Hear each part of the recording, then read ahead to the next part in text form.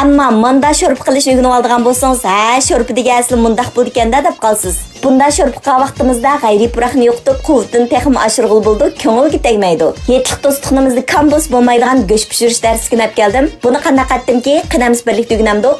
Eng avval muvofiq miqdorda go'sht tayyorlab, buning qonlarini pok yuvib etamiz. Undan keyin sho'rp qilgan vaqtimizda suv solamiz. Bo'lmasa go'sht osonlik qizarib oldi. Bu oraliqda biz savuz jamg'ularni muvofiq miqdorda yuvib tayyorlab olamiz.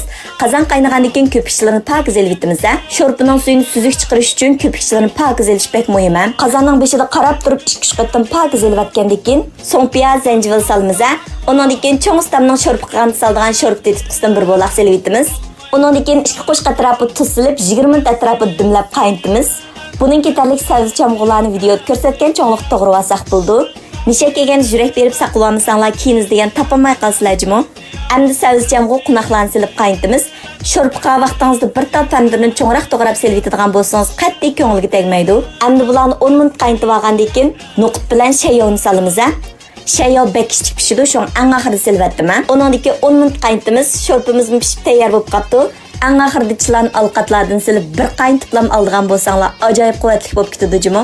Balalarning damlash kunlari manda sho'rp qilib birdigan bo'lsanglar, ajoyib quvvat bo'ldi ham o'sib yetilishim intayin foydali. O'rganib oldingizmi? Qinamsiz mitib sinab yiqim.